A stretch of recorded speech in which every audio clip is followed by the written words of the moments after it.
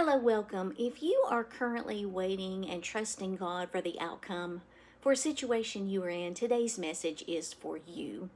We are looking at 2 Samuel chapter 10. In this chapter, King Nahash of the Ammonites died, and his son Hanun became king. David wants to send ambassadors to offer his condolences for the king's death.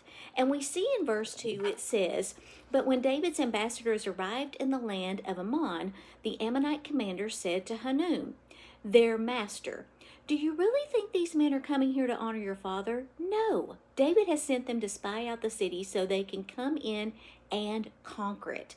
So Hanun seized David's ambassadors and shaved off half of each man's beard, cut off their robes at the buttocks, and sent them back to David in shame.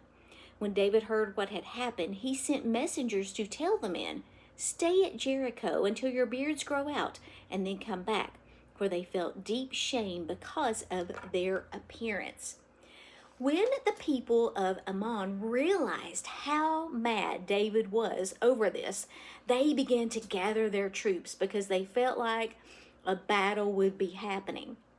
David sends Joab and warriors to fight them, and you need to read the chapter to see how that ends. But we can see during this process, Joab is having to trust God for the outcome. I want to share with you a footnote dealing with verse 12. It says, "Our faith in God and our actions should work together. Joab said, 'Let us fight bravely.'" In other words, the people needed to do what they could using their minds to figure out the best techniques and using their available resources.